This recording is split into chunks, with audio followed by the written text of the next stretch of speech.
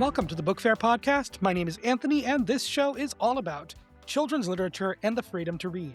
This week, we have an interview with Lindsay Champion, author of the middle grade series Cast vs. Crew. Next week, we will have another episode covering new book releases, as well as another interview on Friday. Make sure to follow the podcast wherever you are currently listening to stay up to date on the latest news in children's literature. Now, let's begin with this week's interview. Hello, Lindsay. How are you doing today? I'm doing great. How are you? I'm doing wonderful. Thank you so much for being here. Can you start us off by introducing yourself for the audience and the work we'll be discussing today? Yes, and thank you so much for having me too. So I have a trilogy. The first book is out already. The trilogy is called Cast versus Crew, and it's a series of middle grade books about the drama of drama club, and it's told from the point of view of the stage crew. So we have the first book, Setting the Stage. That one is out already, but it is in paperback coming June 2nd. And then Tech Week is book number 2. That one is coming out June 30th. And then the third book, I think I can give the title now. I think it's set. It's called The Show Must Go On. And that one should be coming in 2027. Did you, at the start, set out for this to be a trilogy, or did this start off as a standalone or a duology? That's a great question. So I had always wanted to write a book about theater. I'm a huge theater fan. And I had originally written a manuscript that was, I think it was YA, and it had a similar construction where it had multiple characters, and it mostly took place during the show and after the show, like during the cast party. And I had been kind of excited about working on this, but not really getting as much traction as I had hoped. So then I was taking it back for revision. And then coincidentally, an editor that I had worked with before on a YA novel I published called Someday Somewhere. This is my editor, Kate Egan, reached out to me actually on Instagram. And she was like, I don't have your email address anymore, but I want to reach you. So she emailed me and she said, I'm at this new publisher, Pixel and Ink, which is now part of Holiday House. And she said, we are looking to write a theater, like a middle grade series about theater. And I immediately thought of you. And would you be interested in, pitching something? And that was so exciting because it was basically more or less what I was already working on in terms of the ensemble cast and all of this stuff. So I, to be perfectly honest, would never have considered the trilogy format, but I was so excited to have that sort of epic, like the kind of like epic room to write as if it were like, let's say, a big fantasy novel or something. And, so musicals are so sweeping and there's so much to talk about that it just really felt exciting to be able to have that sort of unique format for this type of book. And so you said that you were reached out to by an editor that you've worked with before. And I think that that's something that's very interesting for a lot of young people who may be aspiring to be writers to get a little bit of insight on the publishing industry. Can you talk a little bit about what that connection is between you and the editor, what that working relationship has been like? And how often is it and how frequent is it for people to be approached with an idea for a book by a publisher or by an editor instead of writing a manuscript and submitting it? You know what? I don't know how common that is. It certainly had never happened to me before.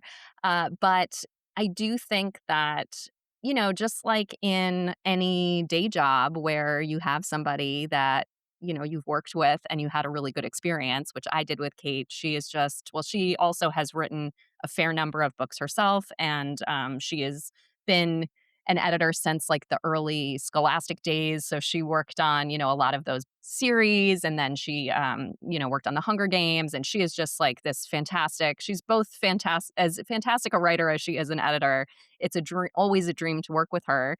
And, we worked so well together the first one. It really felt like whenever she would send a suggestion or send something that she was noticing, the way that she would ask it was just so kind of would just open up my mind to like, oh my gosh, I could actually write the scene from a completely different perspective. Or, sometimes with Cast versus Crew, she'll tell me, oh, what if we actually changed this chapter and wrote it from the perspective of this other character that I had never thought of? And it really is so nice to work with somebody who almost like expands the story rather than restricts it.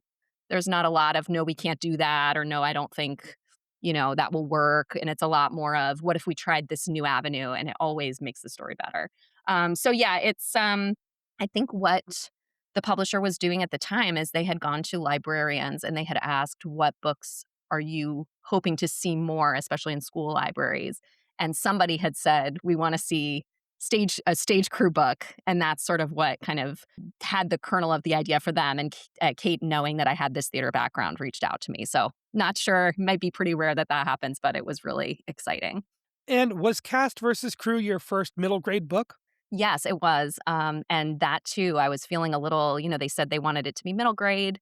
That made sense to me, and I did feel a little apprehensive at the time, thinking like, "Oh, well, I always thought I was more YA, and this other theater thing I was working on was YA. What do I, have to say to this slightly younger audience?" But it is upper, so it's an upper middle grade book, so it's for ages 10 to 14, which is not really that, different from YA. It's only a few years, but the way that I was thinking about it was just, the problems I think that are happening to the characters, or the problems that they're overcoming are a little bit uh, just more nuanced, I think, and a little bit I can spend a little bit more time with, just sort of the feelings of, oh, this is happening in my family, and I can't exactly process the full idea breadth of what's happening, but I'm seeing it sort of play out in this other thing that's happening in rehearsal, or this other thing. And I do feel like the more I was writing it, the more I was able to tap into that younger voice and thinking like I actually really like writing for these guys. It's really it's nice to be able to kind of bring the focus in a little bit more, more kind of internal focus. And one of the things that I think is so fascinating and why I appreciate middle grade so much is as a market or as an age group or an audience group to be writing for, that kind of middle grade space, children are far more knowledgeable and emotionally aware and prepared for serious topics than a lot of people often give them credit for. And one particular example in Cast versus Crew, the first book setting the stage, is one particular character who I think was my favorite character of the book, which is Willow. Her segments were legitimately funny, and was laughing out loud. And the reason that she is there is because she was caught on school premises with a vape pen. And the idea of characters in media using substances like vape pens is barely talked about. It seems like it's something that standards and practices in television or editors in publishing are almost reluctant to portray underage characters doing something that is often called a repeatable action. Can you talk a little bit about your perspective of including Willow's reason for being in the drama program and how that developed through the story and through writing? Yes. So we wanted to have so this crew, it's sort of this like ragtag bunch. We have Ella is the stage manager, and she is really like very into theater, and she wants to do theater as a career. Then we have kids that are less into it, and then there is Willow, and she eventually becomes the soundboard operator. And she does not like theater. She's new to the school. She doesn't want to be there. She moved from New York, and she just really I wanted to portray her as somebody who couldn't be more outside of the group. And, we were thinking about, okay, well, we want her to do the show as really it's her punishment to be involved in stage crew. It's that, somebody that would look at this as punishment. And she has to do something that's pretty bad to be sort of in this indentured servitude for months and months at a time after school. And what could it be? And, I think the reality of this world and of, middle schoolers and high schoolers as well is that these are things that they are going to see. And, obviously, we want to be careful about how it's portrayed. I don't want her just casually pulling out this vape pen for every single scene. But at the same time, I think giving kids a view of what really could realistically be going on at their school, something they might see or notice from other classmates or something they might be offered, it's worth, having a conversation about it. And also, what could the consequence be if this is, something that happens at school? Is it suspension or, some sort of large punishment that gets handed down? And there is sort of an arc about that comes through the entire thing where Willow does decide, like, okay, this isn't, the path I want to be going down. And speaking on the idea of reflecting things that students may experience in their real lives, outside of Willow, we also have a very diverse cast of crew members with characters like Ella, who are in a home where the parents aren't as attentive, a character like Levi, who's in a foster home, and a character like Sebastian and his sister Rosa, who are in a single mother household that live in an apartment that is not as well off as the other families in the cast and crew. Um, can you talk a little bit about your writing process and kind of where you come from in creating these characters and making sure that their backgrounds aren't just a caricature but are reflecting the real lives of young people? Sure. I do think ultimately, and this is probably, how a lot of writers go about it, is each of these characters are a small piece of me or were a small piece of me at some portion in my life, some family struggles, some not being the wealthiest kid, some, this or that. So I do think, that helps definitely, especially even just the feelings behind it. You want to make sure that even if that wasn't the exact circumstance that I went through as a kid of that age, and of course I'm not a boy and, I did not have a foster family growing up. So I can't, there's not, it's not going to be 100% exact, but the feelings behind it are feelings that I have personally felt at that age as a kid, in any given circumstance. So I try to keep it really true to myself, first of all. But then I also really try to cast a wide net when I'm choosing beta readers and sensitivity readers. And I had a bunch of real life middle schoolers reading the stories, as well as people that I knew would be able to. I had a foster parent and a former foster child read the story. I had just as much as I could to create a audience before the book came out, that if there was something that was like a glaring red flag or something that felt kind of didn't work, that they could let me know about it ahead of time.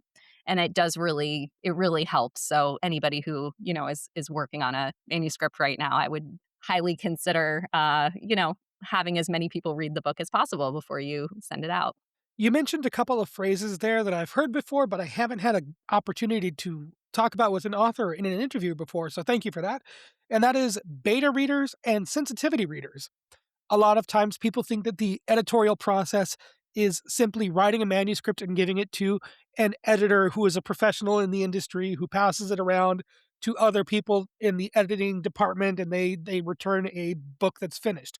Can you talk about the use of beta readers and sensitivity readers, especially when you're talking about younger characters who are going through what people in the real world tend to go through?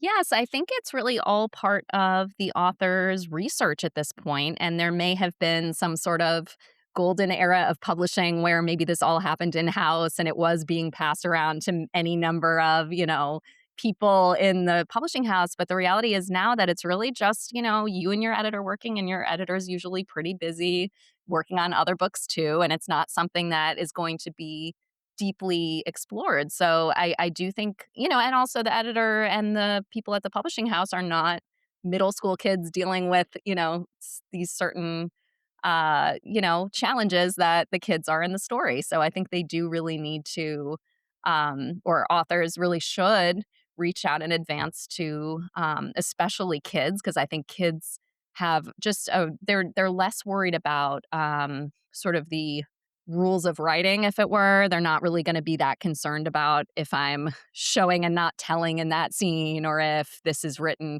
in the right tense or something like that. And they're more concerned about just like, am I moved by this character's story? Am I feeling like this really could happen at my school, or am I bored?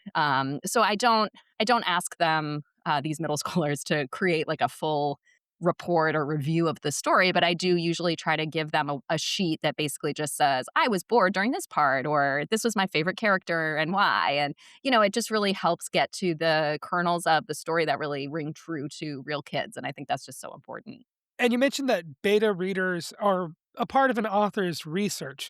And I think that that kind of leads nicely into the next thing that I wanted to ask about was a big part of cast versus crew is the fact that all of these theater kids have a shared knowledge of Broadway musical theater history and pop culture. And the book opens with a young Ella going to see Wicked in a touring production. And Willow's aunt is an actress on Broadway. And there are times where you bring up characters and songs and musical numbers from real musicals, and then there are times where it comes from an entirely fictitious musical. Can you talk a little bit about the inclusion of of entirely made up properties? And was that a logistical choice? Was that a storytelling choice? Was it an artistic thing? Especially for the actual musical that the school is putting on. Sure. So, yes, the school is putting on a completely fictitious musical called Curie the Musical, which is about the life of Marie Curie. And I was going back and forth with Kate, my editor, about whether we should use an existing musical. Let's say, something everybody knows, like let's say Wicked, for example. Like, let's say they were putting on Wicked, and we were thinking about the logistical challenges. And I know from my prior YA book that I wrote that it can be pretty difficult to quote verbatim lyrics from copywritten material. So that already poses a bit of a challenge. Then we would have to sort of be given the assumption that everybody who's reading this knows the plot of Wicked, which we cannot assume that, even though maybe a lot of theater kids are reading this book. So then we started to think about, what if we were making a sort of fictitious bio musical about somebody, sort of in the style of, let's say, like a Hamilton or something like that. What would, um, what would be a subject that kids would already be studying in school that, maybe it could just lead to sort of like a more common knowledge of the character and a little bit of the backstory so we can kind of get in there more quickly. And I had written down like a ton of different historical figures. And, I was kind of thinking about, I am a really big fan of the musical Evita, which I'm very excited is coming to Broadway again soon. And I was thinking, like, wouldn't it be nice if it was like this very strong, vibrant female lead? So then we had, obviously it became sort of a no brainer that we could do Curie the musical. And there are, a few real musicals that are based on Marie Curie's life too, but this is it's completely own thing. This is absolutely not a personal dig. I just thought it was funny. The reason why I said the show that the kids do is, or the show that they produce, is because by the time I was done reading the first book, I reached that stage of the letters that spell out Marie Curie just weren't making sense in how to say it in my brain, and I just began doubting the pronunciation every Uh, time I came up to it.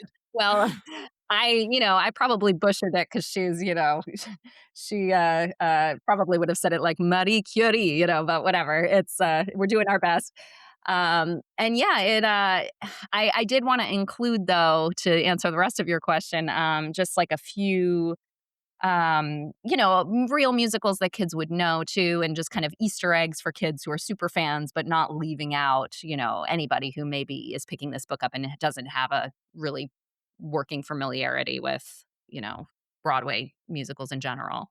And so the story of the first book, Cast versus Crew, setting the stage, follows the entire rehearsal process and all of the drama and tribulation that leads up to a singular dramatic event with the stage manager quitting, and it moves into to be continued in Cast versus Crew Tech Week.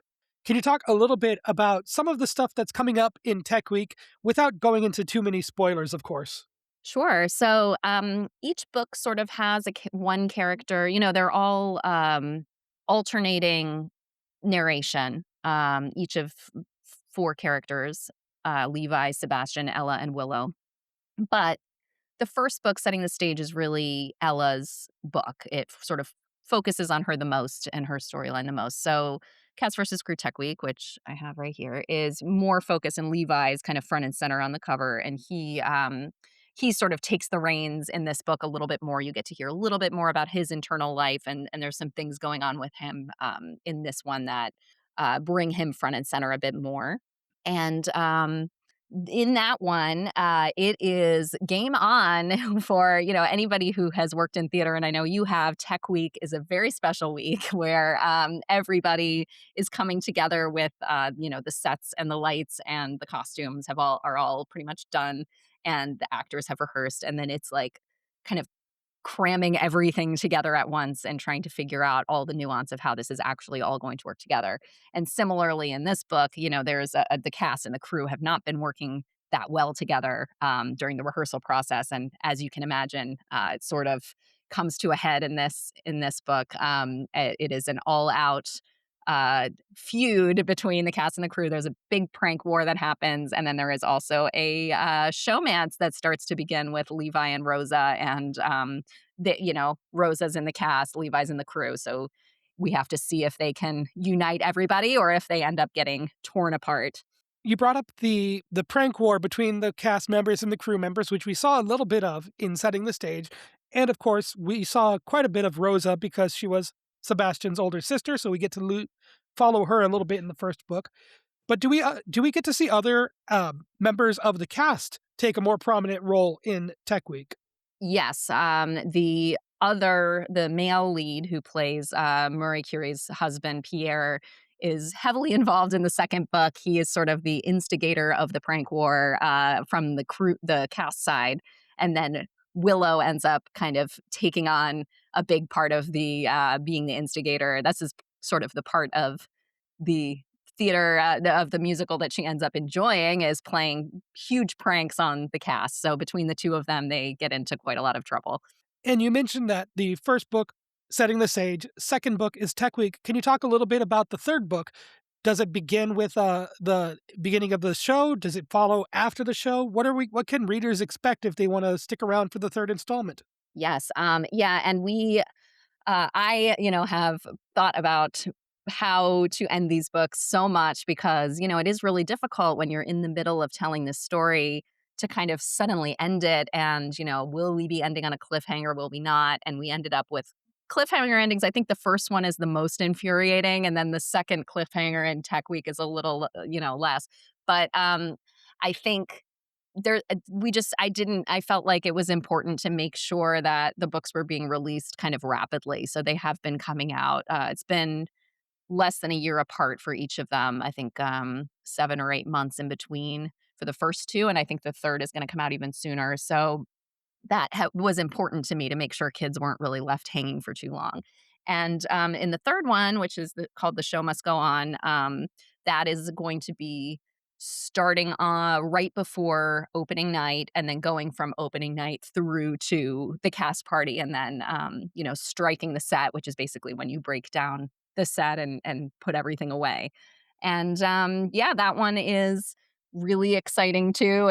It's more about Sebastian, who comes center stage in that one, and he sort of casts aside some of his fears and becomes much, much more involved than he has been in the production in the prior books. And I think, it's still on my computer, so of course, who knows? But right now, I think that one is definitely my favorite. Been really fun to read, and it's hard to say goodbye to these characters, but also I think I give them a good send off, and it's a rewarding ending that I think if readers stick through the whole series and read all three, it's going to be very rewarding for them to read this last one. You've really done a great job of setting yourself up really well because with a character like Ella being an eighth grader graduating out of the drama program, we could theoretically see another school year following an entirely new batch of sixth graders coming in, following the same department, and seeing some of the characters that came in as newbies this year growing up. But as someone who started with young adult fiction and this project began as a YA novel before transitioning to middle grade, do you see yourself continuing this story if given the opportunity? Do you see yourself writing more middle grade in the future? Oh gosh, yes. And I mean, publisher, it is a huge privilege to be able to write and know that I'm writing 3 books that are, presumably, uh, being published in succession like this. This is not something that happens that often anymore, so I feel extremely, extremely lucky that I've gotten to write the 3. That said, I was noticing I think they're getting the jacket copy ready for the 3rd book, and the one that I read did kind of leave it open-ended that, next year is a new year, and the kids at the end of the 3rd book, not to give spoilers, but they are getting excited about what shows might be picked both for the high school and also for the middle school. So I would be absolutely thrilled to continue, like you said, either with these characters in high school or some of the younger characters in middle school. I would write this series forever if there is an audience for it and a publisher that wants to do it. I would be thrilled. Now, you mentioned something that I've talked about a few times before with other authors, where you said it's not as common to see books that release in quick succession like this, especially in recent years. I grew up in the 90s. I went to the Scholastic Book Fair where you would see all the Goosebumps books. You'd see the Animorphs books, the books that are released Yeah. monthly throughout the school year. And that kind of petered out in the early 2000s. And now most publishers tend to stick to one book a year. Did you find yourself struggling to write at this pace? Were you expecting it to be one large volume? Was it something that came up organically in the process of pitching it? When did it become a sort of almost annual release? Yeah, I never expected it to be a full volume, although I guess you could kind of look at it that way if you could write it, that if you wrote it all in one chunk, you could do that. But it was always pitched as a trilogy, and I was excited about that. But these are a bit shorter than I would say some of the other. I would say these are on the short side. They're just over 200 pages each.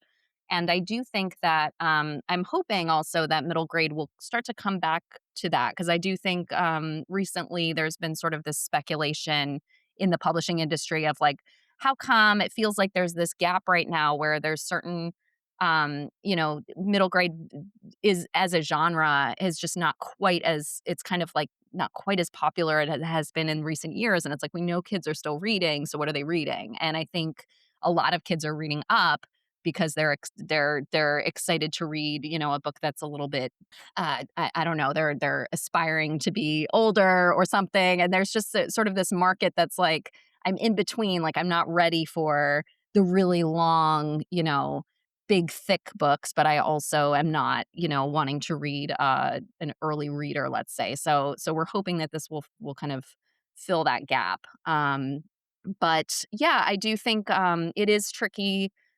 I'm hoping that the reason that books aren't released, series aren't released in rapid succession this way is because the authors are pushing back on their boundaries a little bit and saying, like, it's not human to write, a book in 3 weeks or something or whatever. They're caring about the quality. But I do think also, um, kids, especially, I have kids, they're insatiable with the amount of books that they can read and they are just ready for what's next. My daughter is like at the library 3 times a week looking for more and more and more, and she would read as quickly as they were released. So I do think that, maybe there can be a happy medium. I can't write this in a month, but maybe I could, you know, write it as quickly as possible and we get it turned out and we get those kids, reading it faster. I'm definitely all for that.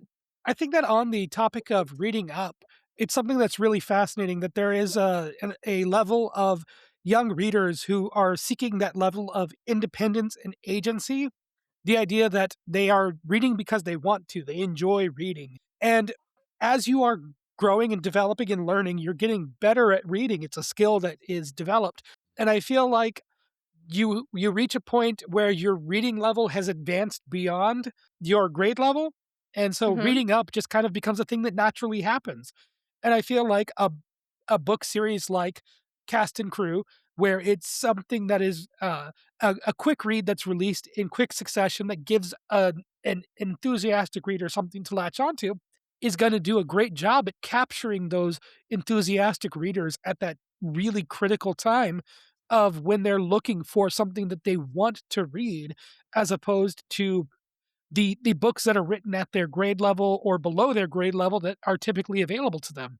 Oh, I hope so. Yeah, I'm hoping to, have them find something on the shelf that maybe wasn't there before or something that they're looking for more of. So hopefully that's the case. And now, as we are winding down, I have a question that I like to end all of my interviews on. It's sort of open ended, so you can use this as an opportunity to say your final words. And Lindsay, that is, how do you see yourself and the work that you do as a writer? Ooh, okay.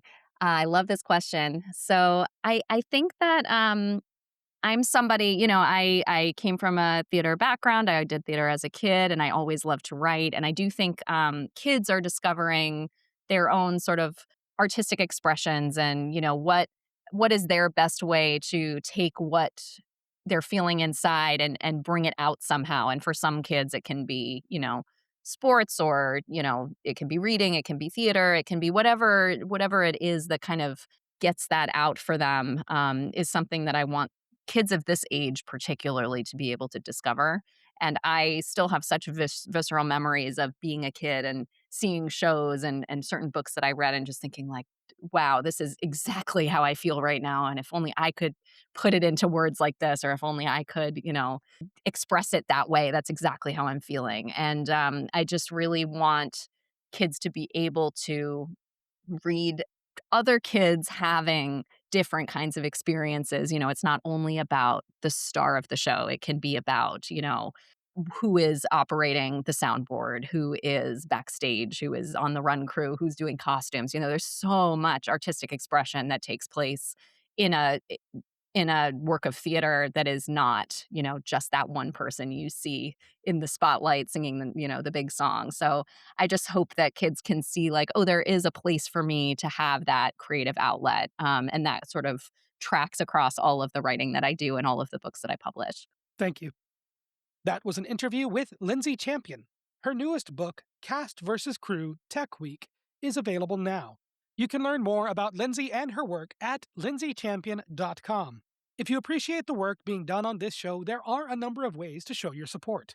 First, you can like, comment, or follow wherever you are currently listening to help push the show out to new listeners. Second, you can follow us on Instagram, TikTok, and Blue Sky at BookFairPod. Lastly, you can follow the show on Patreon at patreon.com/thebookfair. Following is free and there are no posts hidden behind a paywall. Of course, the best way to help the Book Fair podcast grow is simply to share it with a friend, an educator, or a young reader in your life. Thank you so very much for listening, and as always, I'll talk to you next time.